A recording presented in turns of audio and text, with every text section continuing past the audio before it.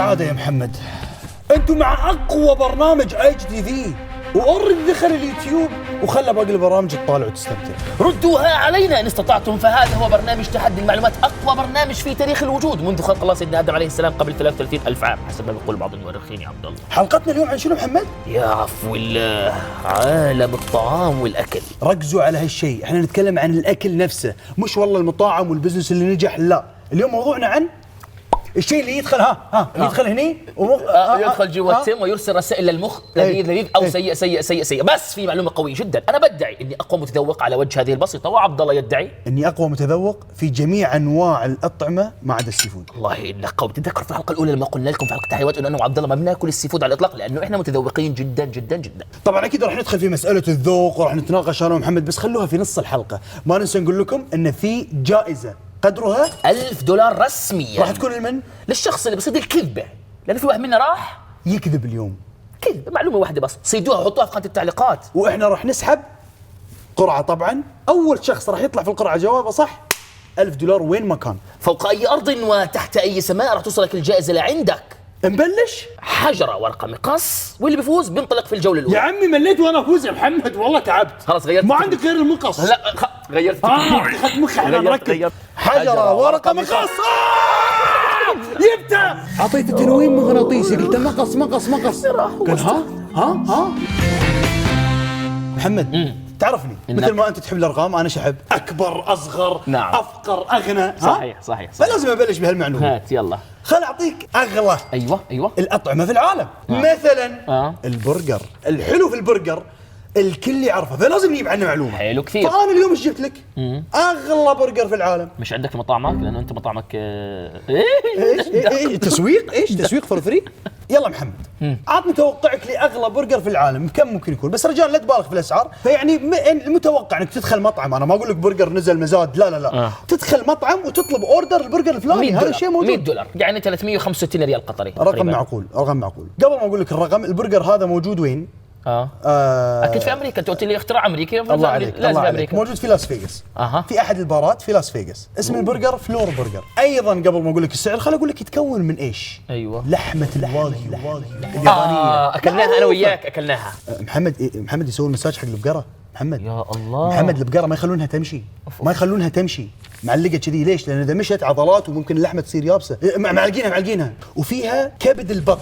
البرجر هذا فيه كبد البط، بقر وبط جوا برجر واحد. كبد البط. وفيها طبعا هني بيك الشيء الغالي، شرائح الكمى الفقع.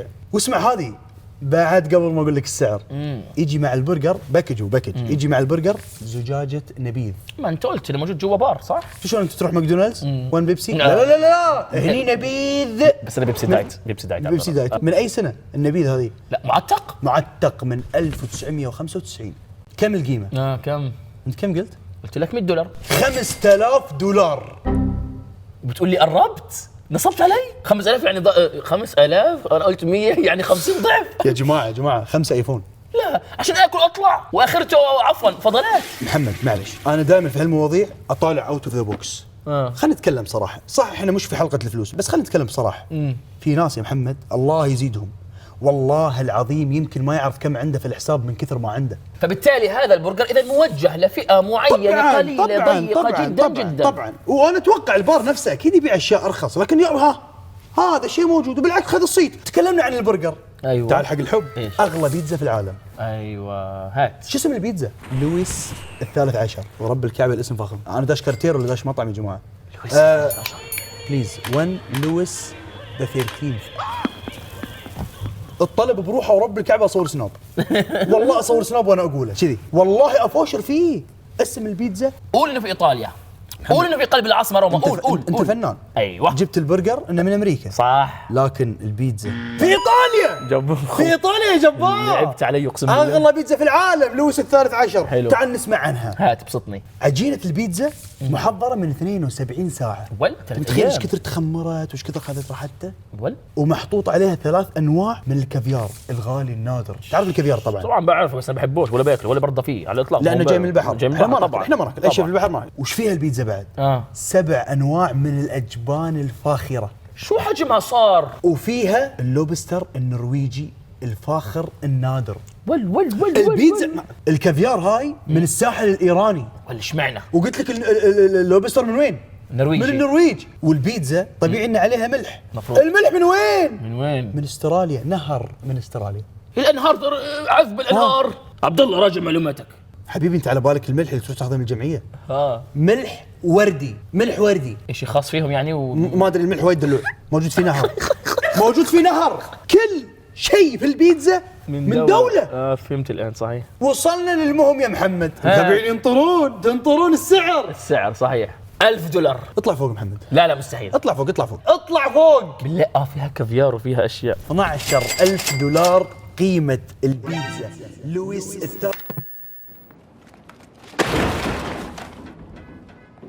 سعر سيارة؟ لو اني اكل سي فود هذه اجربها، لان انا من عشاق البيتزا وبصراحة بسجل عندي تشيك. انا اكلت اغلب يا جماعة هذا انسان طبيعي. بس انا ما اكل سي فود. مقسمة 8 قطع. هذه معروفة اوكي. يعني القطعة ب $1500. يا عم لعبتك تحسبها. يعني اللقمة الواحدة القرمة $250. 250 250. هذه البيتزا اللي في ساليرنو في ايطاليا $12,000.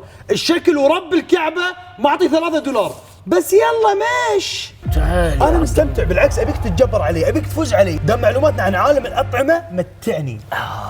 والله حصلك معلومة صاعقة أنا ما كنت أعرفها، ما في حد بيعرفها، قليل جدا على وجه هذا الكوكب اللي بيعرفوها. على قولتك ابسطني. شوف يا عبد الله، الله سبحانه وتعالى خلق الدماغ يتعامل مع كل نكهة طعام بطريقة مختلفة. ونعم بالله. يعني مثلا الطعم الحلو، هل تعمل الدماغ بيفرز هرمون اسمه هرمون السعادة، دوبامين. الدوبامين هذا بيخلي الشخص بده ياكل سكر اكثر واكثر. ليش؟ عشان يعمل سعرات حراريه. خلاف ذلك يعني العكس تماما الاكل المر، لما تاكل شيء مر بيصير الدماغ يرسل اشارات انه ايه توقف، ايش في ايرور قاعد بيصير، في غلط قاعد بيصير يا جماعه ايش في. ليش؟ عشان يفهم الجسم انه قد تكون انت الان بتاكل شيء فاسد او شيء ضار قد يضرك، فتوقف عن اكله. مر. طب وين المعلومه؟ سؤال وجاوب عليه. كم عدد حواس التذوق عند الانسان؟ يا حاسه الحلو 1 مر 2 حامض 3 حار مالح يا ضعيف مالح 4 صح؟ سلم علي. هذول 4 اللي احنا بنعرفهم، ولكن في واحدة 5. ايش؟ حاسة التذوق 5؟ هاي الكمأ. أنا طعم غريب والله، لا هو مر ولا هو حلو، غريب. زين طعم جديد يعني. لا حاسة التذوق 5 اسمها الأمامي. سؤال يابانية ذي وشنو؟ أحسنت يا عبد الله. يابانية طبعا، لأنه أمامي باللغة اليابانية، بس هي ما تعني بالإنجليزية essence of deliciousness، يعني جوهر اللذة. اسم جبار. جوهر اللذة اقسم بالله. والله هاي اسم مطعم جبار ترى. مطعم جوهر اللذة. مش طبيعي. المصيبة وين؟ يلا بزنس. اي والله نعمل مطعم جوهر اللذة. جوهر اللذة. طب الأمامي ايش؟ طيب ايش الأمامي؟ قسما بالله لحظة قاعد تتجبر انت. خليني افكر. لحظة شوي. ايش الأمامي هذا؟ ايش ممكن يكون؟ ممكن اعرفه يعني ولا مستحيل؟ اقول لك اعطيك مثال. ما يصير افكر؟ ليش يا عبد الله مطاعم الفاست فود لما ندخلها بصير نفسنا ناكل، بتشم ريحة لذيذة. صراحة من اكثر الاشياء اللي اشوف تعلق الناس فيها ان الريحة من يوم وانا صغير في مخي. ريحة وما بنشمها بالبيت، مع انه اكل البيت قد تكون اكثر صحة. بس ليش احنا نتعلق في المطاعم؟ لأن هم الخبثاء بيعرفوا الأمامي وبيستخدموها كنكهة احنا ما نعرفها. أصحاب المطاعم بيعرفوها يا عبد الله وبيستخدموها. يعني أنت وهي اللي بتخلي عندك إدمان للطعم. على فكرة الشيف عندك بيستخدمه وأنت ما بتعرف، مش لازم يقول لك إنه بيستخدم أمامي. ما بتحس يا عبد الله إنه الدجاج نفسه الموجود في المطعم الفاست فود أزكى من الدجاج اللي بيعمل في البيت؟ لا مش أزكى، لكن في ادمان، في مميز. ايوه لان فيش بيجذبك اللي هو الامامي. طب شو هي الامامي؟ احس نوع من هذه فهمنا شو الامامي يا ناس.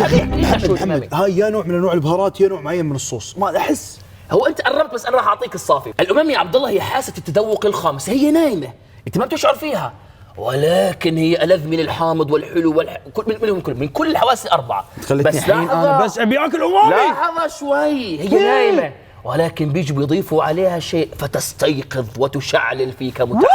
هذا اللي يسوونه في ماكدونالدز وكنتاكي وسبوي. احس سبوي يسويها ما ادري ليش. ورب الكعبه اتمشى من بعيد اشم سبوي. استنى شوي. فاجوا الخبيثين الماكرين جدا صناع البزنس في عالم الطعام واخترعوا شيء يشعلل الامامي. ملح اسمه ملح الام اس جي، هيك اسمه على فكره، موجود في كثير من الجمعيات. انت بتشوفه ملح عادي، بتقرا ملح ما بتفهم، بتفكر ملح عادي. لا، هذا هو اللي بيشعل الامامي، اللي بتخلي لسانك يشعل لذة وجبروتا. يعني اتوقع يضيفونه في انواع الصوصات، يضيفونه في مثلا بضيفوه على الطعام. شوف الملح العادي، ملح الصوديوم هذا، بس فيها ذكاء، هذه لازم شيف فنان طبعا. ليش حسك يا عبد الله كانك بتتكلم وكانه عمرك ما جربت حاسه التذوق الامامي؟ موجوده فينا انا وياك، موجود في شباب فريق العمل كله، عندنا اياها. متى؟ عندنا اياها، جربتها انا؟ موجوده في اكل بناكله يوميا. عطني اسم اكله بتذكر الامامي. طيب خليني اسالك سؤال، اللحم شو نكهته؟ لحم؟ لا مش عارف. ملح؟ لا شو اقول لك؟ حامض؟ لا. حلو؟ لا. مر؟ لا. مالح. مالح؟ صراحه احطه مع المالح. ضعيف جدا. انا حسب ما ضعيف جدا. ليش؟ امامي، حاسه التذوق الامامي هي اللي بتشعل اللحوم، الاسماك، المشروم، بعض الاجبان والالبان، وكثير من انواع الطعام لا تصنف ضمن الاربع حواس تذوق، تصنف مع الخامس اللي هي الامامي. واللي بيشعل الامامي في فمك جبروت ملح الام اس جي. لا معلش عفوا، يعني ملح الام اس جي هو نفس الملح العادي؟ لا، ملح اخر موجود في بعض المطاعم واحنا ما ندري. موجود في يعني بعض المطاعم، وخبراء المطاعم والاكل بيعرفوه يا عبد الله، وشيفات مطاعمك بيحطوا بالاكل وتصع لهم بعد ورب الحلقه. الكعبه راح اسالهم. طبعا حلف. طبعا اذا عندك شيفات متخصصين دارسين الامر دراسه بيعرفوا هالامامي، بس الفكره وين؟ انه هذا الامر كان متخصص جدا عند ناس معينين متخصصين بدرسوه دراسه. احنا شو سوينا؟ المعلومه من خلال برنامج تحدي المعلومات محمد عدنان نشر المعلومه للعالم. ام اس جي. ام اس جي ملح الام اس جي هذا نادي في فرنسا مع بي اس جي. هذا نادي في فرنسا مع بي اس جي. جاتك كرويه ما تسوى رياض. قطة كرويه ما تسوى ريال. المعلومه هذه غريبه محمد شوي. وانا بعشق الغرابه، جد غريبه لدرجه انه ممكن لما الاكله هذه اللي بقول لك اياها بعد شوي تاكلها انت متفكر شيء تسوي شيء. اوف، الفول السوداني. الفول السوداني اللي تاخذه بريال ريالين. في زيت فول السوداني. الزيت ماله لو يتم معالجته يستخدم في اصابع الديناميت المتفجرات. يعني لو انا اخذت معي 2 كيلو فول سوداني مثلا وربطتهم وكذا بروح بحرر فيهم فلسطين ولا ايش بالضبط؟ ولا ايش بالضبط؟ سنخوض معاركنا بس هذه كانت بالفول السوداني نردعهم. على بالك اني خلصت؟ زبدة الفول السوداني اللي بناكلها فيها كمية كربون عالية جدا لدرجة ان لو حطيناها تحت ضغط كبير، عطنيها هذه مالتك كبير، ممكن نستخرج الماس. لا مش صحيح. تبي تحطونها كمعلومة كذب؟ انتم بتخسرون $1000. تمزح، ايش دخل؟ كيف؟ ديناميت الزيت وزبدة الفول الماس، كيف؟ محمد ترى معلومة صحيحة 100%، ولكن علشان يسوون العملية هذه كلها تكلفتها عالية جدا وضغط كبير. بالعربي لا الالماس ارخص. اروح اطلع بالضبط اروح اطلع الماس ارخص. اخذ فلوس سوداني ابيع بريال احسن. تعال يا عبد الله عندي معلومة جبر. استلم. رفيق يموتون في التسويق، ربعنا الدايموند يستاهل. بس هاي بوكسات اللي شو اسمه؟ انت مش عارف ايش في جوا؟ بوكسات الستارز. انا اليوم جايب منتج من منتجاتي يا جماعه، شيء خطير جدا، لعبه المافيا. مافيا. لعبه المافيا طبعا عبد الله بنلعبها كثير وبنصور عليها كثير اشياء والناس كلها بدها تعرفها. هذه يا جماعه لعبه المافيا تباع فقط وحصريا في بيوتيكي لادا رفيق. اما لعبه المافيا فهي اشهر لعبه في العالم، وعليها انا بصنف البشر. والله يا عبد الله صراحه متعه، عليها انا بصنف البشر. القوي في لعبه المافيا قوي في الحياه، والضعيف في لعبه المافيا ضعيف في الحياه. اسمع، القوه وين؟ تبي عبد الله بتجيب تليفونك تضرب على الكود بيطلع لك محمد عدنان بيشرح اللعبه. ايش؟ فقط وحصريا لادا رفيق.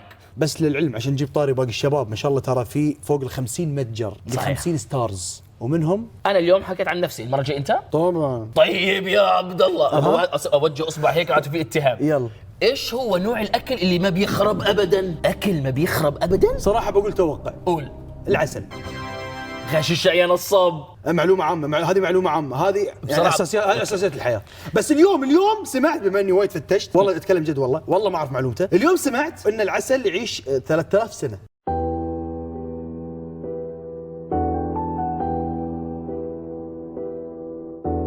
اوكي، قضاء ابو المعلومات. قول والله، بس لا تخاف، ما عندي معلومه عن العسل. انا راح احكي لك كيف اكتشفوا هذا الاكتشاف الخطير. انت طبعا دمرتني نفسيا بصراحه، بس مش مشكله. مش مشكله. متعني انا زيادة. قوي. متعني زيادة. بقدر امتعك وامتع المشاهدين بالمعلومات عن العسل. يلا. شوف يا صديقي، اول شيء كيف اكتشفوا انه العسل ممكن يعيش 3000 سنه؟ اوكي هذه ما قريتها والله. هذه على فكره شيء اكتشفوه مؤخرا في سنه 2015. كان في علماء اثار موجودين في الاهرامات بيفتشوا وبينقبوا في قبور الفرعونيين القدامى، فدخلوا على احد القبور فوجدوا فيها عسل. مصيبه مش شلون لقينا عسل. لا يعني ما فهم يعني الحين لحظه شوي يعني جت هني غرشه عسل لا اكيد طبقه عسل متكومه موجوده، ما بعرف كيف. اوكي لقوا عسل في القبر. طيب الفكره وين؟ لقينا عسل اكيد خربان قابل للاكل ولذيذ جدا. كثير من الناس يا عبد الله بيعرفوا انه العسل بدوم، يعني اوكي مده صلاحيته طويله، بس 3000 سنه لا هذا جبروت. الله اكبر، قويه جدا هذه طبعا. بس ليش بيعيش العسل؟ هذا هو السؤال. والله لا اعلم. هذا هو التحليل العلمي للامر. العسل فيه نسبه ماء قليله جدا، وهذا اللي بيخلي نسبه نمو البكتيريا والفطريات شبه مستحيله في العسل. مش بس هيك، معدل الحموضه داخل العسل منخفضه جدا، ما يعني انه مضاد للبكتيريا، ولذلك العسل يعيش طويلا صامل الى يوم القيامه. محمد اسمع المعلومه هذه، يعني خلينا نعطي معلومه شوي هي تعتبر طريفه لكن واقع. في وين المعلومه ذي؟ في كوريا الشماليه. كوريا الشماليه بيونغ يانغ. تعرف كوريا الشماليه فيها اكبر ملعب على سطح الكوكب. بعض الناس بتفكر ملعب الماراكانا في البرازيل الذي اقيم عليه نهائي كاس العالم 1950 كان وقتها 200,000 متفرج، او اقيم عليه نهائي كاس العالم 2014. بس يا عبد الله بيونغ يانغ فيها اكبر ملعب في العالم والله. يا عبد الله خلاص سامعني. تعال عبد الله مالك زعلت يا عبد الله؟ عادي عبد الله عادي، بحكي عن كرة القدم. على كل حال يا جماعه، منتخب كوريا الشماليه منتخب ضعيف، يصنف من المنتخبات الضعيفه في اسيا، ولكنه فاجئ البشريه وتاهل لكاس العالم 2010، وكان في مجموعه البرازيل والبرتغال وكوت ديفوار. والله اني بستحضر من دون تحضير. يخرب بيتك، قلت لك كوريا الشماليه، يعني اقلها يمكن تتكلم عن السياسه. كره قدم طبعا عندهم فريق اصلا. شو تحاكمهم الدب ولا لا؟ ما راح اروح في النهايه، اخاف من شنو؟ على طار الكره خذ هذه. تدري مره كان في بطوله خارج كوريا الشماليه، طلع المنتخب الكوري الشمالي، في جمهور طلع معاه. انت بدك تقتل الكره الان يعني ولا كيف؟ المعلومه دي ما تعرفها. مباراه ورا مباراه ورا مباراه. أيوة. استغربوا الجمهور نفسه ما يتغير في كل مباراه، نفس الاشكال نفس الحركات. مشجعين منتخب كوريا الشماليه. طلع الاخ مستاجر جمهور ممثلين صينيين. إيه؟ ممنوع حد يطلع من كوريا الشماليه. اسمع المعلومه ذي لانك بتقول عنه المجنون. بتحط يعني معلومه عنه؟ اسمع جد والله. الموز ماله الموز؟ من سنة 2003 شو ماله؟ ممنوع انه يؤكل، ممنوع انه يزرع بسبب هو ما بحبه. يا ريت خلصني في عاد. اليوم الوطني مالهم وفي عرض عسكري الاخ مشى نزلك في موزه وهو رايح. لا والمشكله وين؟ القهر وين؟ ما طاح. تعرف اللي بس هذه بالنسبه انا يسوي فيني كذي قدام الناس. سون بانانا سوداتي. حقد على الموز حقد الكلاب السود في الليله الحمراء. not allowed at all. صار الحكم على الشخص اللي في يده موزه او يبيع الموز بس مؤبد.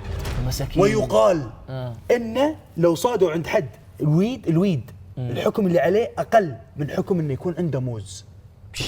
تخيل شو يقولون بعضهم يعني الشعب وكذي، يقول لك بعضهم يقولون عادي، يعني احنا اصلا عندنا قوانين وايد اصعب من كذي، قصه شعر معينه، لبس معين، ما ادري ايش، محلات معينه، جات على الموز ماشي. المعلومه الجايه يا عبد الله حتكون لمحبي الجبنه. انت بتحب الجبنه؟ بل ما اضعفك ضعيف يا جماعه جدا. انا اموت على الجبن. سامحوني يا جماعه. لكن لاحظت شيء في نفسي. ايش؟ في انواع من الجبن ما اتقبلها مستحيل. الان راح اثقفك في الجبنه. ايش؟ انا راح اثقفك يا عبد الله في الجبنه وانا ما باكل الجبنه على الاطلاق. الحلوم يفوز عندي. الحلوم يفوز. طبعا انت يا عبد الله الحلوم واحد من مئات انواع الجبنه. صح. شو اللي بيختلف في الموضوع؟ ثقفني. الحليب مثلا مثلا الحليب اساس الجبنه حليب. أوكي. بس الحليب من حيوانات مختلفه بتنعمل. صح. الجبنه بتنعمل من صح. مليون نوع حليب. بقرة، ماعز، كثير. وبيختلف كذلك طريقة حفظها والمواد المضافة إلها ومعالجتها وكل مليون حاجة. تلعب تحفيظها. لا يطلع معنا مئات أنواع الجبنة. ولكن خذ الصاعقة الآن رسميا.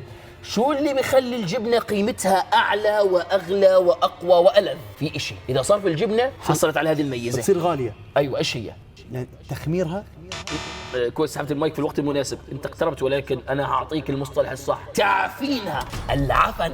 كل ما كانت معفنة أكثر كل ما كانت قيمتها أغلى الجبنة وأعلى. الفرنسية أكثر شيء في هالشيء. تعفينها ما بيصير بين الليل وضحاها، مش زي أي أكل عادي. الجبنة على فكرة بتاخذ وقت لتعفن. يعني بقول لك احيانا قد تستغرق الى 15 سنه حتى انها تتعفن وتصير اغلى. وتصير اغلى طبعا. تتخيل عبد الله انه اي اكل اذا عفن او فسد عند الانسان هذا يعني انه قد يتعرض الى تسمم طبعا. ممكن يتسبب بموته. اكل سيء جدا، اعراض صحيه خطيره جدا راح تصير على الانسان. صحيح. الا الجبنه سبحان الله. طب اشمعنى الجبنه اذا فسدت وعفنت صالحه للاكل، غيرها مميت قاتل؟ صح. الفطريات اللي بتنمو على سطح الجبنه فطريات صالحه للاكل، وقد تدوم ل 15 سنه وبتزيد عليها الفطريات وبتعفن اكثر وتبقى صالحه للاكل، وبالعكس بتزيد اللي على قيمتها. الجبنه بس، اللي على الجبنه، فطريات الجبنه صالحه للاكل. ولذلك يا عبد الله بيقول لك انه بعض انواع الجبنه لما تعفن يصل سعر الكيلو فيها الى $1000. زين انا وايد كلت جبن في حياتي، بس صراحه جبنه معفنه لا. اشوف قدامي يقولوا لي هالجبنه اعتقد في فندق من فنادق فرنسا يعني الجبنه المعفنه وحاطينها في قزاز. ما جربت طعمها شلون؟ على فكره طعمها لما تعفن بتصير ذات قوام كريمي بيقول لك، وبصير طعمها لذيذ جدا، مع العلم انه ريحتها سيئه جدا. صح. ما بتتحملها ومنظرها بيجيب وجع راس، وهذا طبيعي جدا لانه في النهايه هذه ريحه عفن. ولكن عندي معلومه جباره يا عبد الله، ضيفها لقائمه الاطعمه اللذيذه والغاليه. انت بتحب اغلى طعام؟ ايش هي اغلى جبنه في العالم؟ عفوا لحظه شوي، تنباع طبيعيا ولا انباعت في مزاد عشان افهم؟ تنباع طبيعي، لها سعر معين خاص، سعر ثابت. اوكي رسمياً. اوكي ما اعرف النوع، ما اعرف الاسم. بتقولي الاسم؟ انا راح احكي الاسم ويا رب اني ما اجيب في العيد لانه ما بعرفش كيف بينطق، ولكن جبنه بيول PULE هذه هي اغلى جبنه على الاطلاق. قولي ليش؟ ليش؟ لانها تنتج من حليب الحمير. كم سعر الكيلو فيها؟ كم سعر الكيلو؟ $1600. ليش؟ لانها بتستهلك كميه حليب رهيبه جدا. الحمار هذا عليه ان ينتج 25 لتر حليب عشان يعمل لنا هذا الكيلو من الجبنه. نوع واحد فقط من الحمير في كل العالم، الحمير انواع كثيره، نوع واحد من الحمير هو اللي بينتجها هذه بس. المعلومه اللي راح اقول لك اياها الحين النباتيين، تعرف النباتيين طبعا. أنا عندي ربع فيجيتيريان. بعرف ناس منهم صحيح. ترى للعلم انا من الناس اللي اتمنى اكون فيجيتيريان. يعني جربت 3 ايام ارتحت نفسيا. كلنا بطبيعتنا نتغذى على الحيوانات. صحيح. نذبح الحيوان ناكل من لحمه. صحيح. اللحم هذه علشان احنا ناكله. انت قاعد تاكل لحمه. نعم. طيب تعال نحسب ايش كثر احنا نتعب اصلا علشان بس ناخذ اللحمه هذه وناكلها. خليني اعطيك المعلومه الصغيره في المعلومه الاساسيه. تخيل معي انتاج الكيلو الواحد، كيلو اللحم الواحد يستهلك 21 متر مكعب من المياه. والله كنت عارف انها المي. يعني عشان اقربها يمكن الناس ما تعرف المتر مكعب 55 حوض مسبح، حوض اللي نسبح فيه الله يسكن في الحمام. معقول؟ شلون الحسبه جات؟ انت احسب البقره او الحيوان الفلاني ايش كثر بيشرب، طيب النبات اللي قاعد ياكل ايش كثر بيشرب ماي بعد يحتاج، لين نذبحها لين ناخذ اللحم، ايش كثر الماي اللي استخدمناه عشان قطعه اللحم هذه. هيك محسوبه. الموضوع مش سهل. يعني تخيل معي، حط ميزان كيلو اللحم 55 حوض ماي، يا بيي، غير النباتات والاعلاف هدر لموارد كثيره. هذا عشان كيلو لحم. ارجوك يا عبد الله توقف. الفيجيتيريانز الان مكيفين على الاخر، هم اصلا بدهم حجه، بس بدهم حجه. هم اصلا شو بقول لك؟ لا تقتلوا الحيوانات، لا تقتلوها تاخذوا لحومها. الان بقول لك اهدار للموارد البشريه. بصراحه انا انسان احترم الفيجيتيريان ما عدا نوع واحد اللي قاعد يأوفر ويحرم ذبح الحيوانات. انت متخيل؟ عشان كذي طلعوا لنا بعض العلماء في سنه 2013 قريب وسوون لنا شيء. سنه ما تزوجت انا. اللحم المصنع. ايش؟ اللحم ايش؟ المصنع. سنة زواجك ابدا ما اتوقع حد يعني يهمه الشيء ذي الا زوجتك بس. المتابعين كلهم فوق المليون، زوجتك بس اللي. العلماء خذوا خلية حيوانية او خلايا حيوانية من انسجة الابقار. حلو كثير. بدون ما يذبحون الابقار، وهذا الشيء خلى الفيجيتيريان لحم من دون قتل. بعد ما خذوا الخليه حطوها في ظروف معينه في المختبر. حلو. الخليه بدت ايش؟ تتكاثر. تتقسم. تتكاثر. شو ستيك صارت ولا ايش؟ بالضبط. لا نسيج عضلي، صار نسيج عضلي. لحم بدون ما تموت البقره. يعني بالعربي تقدر تقول العالم هذه زرع لحم. زرع لحم حلال. طيب يا اخوان، وين الحرام فيها؟ خليك الحلال، وين الحرام فيها؟ القانون الديني ايش يقول يا محمد؟ كل شيء في الدنيا حلال الا ما حرم. اسمع. يعني ممكن تقول لي انت طعمه سيء مضر. طيب العلماء قالوا ابدا ما يضر الانسان بحكم انها التقنيه جديده جدا فتكلف وايد. مكلفه تقريبا الكيلو من اللحم المصنع، انتاج الكيلو الواحد من اللحم المصنع $50. عبد الله تفضل تعال. هل انت من محبي العلكه؟ اموت فيها. شو بسموها؟ شيرين جام. في ناس يشوفون انها شيء عيب بس صراحه انا اتعلق. تحبها؟ نعم. كويس. طيب جميل جدا. يعني اوكي، هل عمرك وانت صغير بلعت علكه؟ بل وشو كانت الخرافه اللي بنخاف منها احنا؟ انه اذا بلعت العلكه راح تضلها جوا جسمك وما راح تطلع على الاطلاق. قالوا 7 سنين. ايوه بيقولوا 7 سنين راح تضلها جوا جسمك وما راح تخرج على الاطلاق. رسميا كذب وافتراء غير صحيح. مش صحيح. بس عفوا احنا ترى ما نعلم اليهال انهم ياكلون عيوش. هو مش بس انا حشرح لكم برضه شو الخطر في الموضوع. هو في خطر معين، بس الفكره يا جماعه انه كذب وافتراء. المعلومه دي جباره. انا قاعد اتعلم. العلكه اذا بلعتها عادي زي اي فضلات بتمشي في الجسم وبتطلع شكل فضلات بسيطه جدا. انتهت الموضوع. اوكي انتهت المعلومه. خلاص. ايش؟ انا ضعيف لهذه الدرجه وبني المعلومه بهذا الشكل؟ مستحيل. خذ المعلومه القويه التاليه. العلكه كلها اللي بناكلها واللي بنمضغها واللي بنبلعها واللي بنتفها وبنرميها اجلكم الله ما تتحلل. مش طبيعيه. اوكي. ليست علكه طبيعيه، علكه صناعيه اصلها بلاستيك. ايش؟ بلاستيك لا مضاف محمد. عليها منكهات والوان غير طبيعيه. محمد بلاستيك. نعم بلاستيك رسميا. المصانع قاعده تسوي لنا شيء بلاستيك احنا ناكله. كل العلك اللي بناكلها مش طبيعيه، مش حقيقيه، مش طبيعي مش بلاستيك رسميا بلاستيك. هذه البلاستيك فعلا لما تبلعها اذا بلعتها قررت تبلعها أوكي. فعلا ما بتتحلل. صح. ولكن هل هذا يعني انه نبلع علكه قد ما بدنا؟ نبلع علكه؟ لا. اذا بلعت علكه بشكل كبير كميات كبيره يعني قد يتسبب ذلك بانسداد معوي، وهذه طبعا تعتبر مشكله كبيره. يعني انسداد معوي ممكن تضطر لتدخل جراحي. محمد ما يصير صراحه يعني حلقه كامله نتكلم عن الاكل بشكل عام وماني بطاري القهوه. 3 مليار كوب من القهوه يوميا يصنع. نص عدد البشريه؟ ليش؟ انا اعرف ربع 7 في اليوم. من اغلى انواع القهوه هي القهوه اللي تي الله يعيشكم من فضلات بعض الحيوانات. الانسان بيطلع منه فضلات سيئه جدا، اما الحيوان بيطلع منه شيء جبار. بس شنو هو الشيء هذه اللي ياكل ويطلع لنا قهوه غاليه؟ ما اضعف معلومتك. مرت علي ضعيف حيوان واحد فقط. الكوالا. اوكي صح بس غلط. كيف يعني؟ يعني الكوالا منهم بس هذا مش الحيوان الوحيد. الفيل ايضا، السنجاب. بس منو فصائل مختلفه جدا. بس منو اللي يجيب لك القهوه الاغلى؟ نوع من انواع القطط في اندونيسيا. انت متخيل؟ رسميا القط كذا.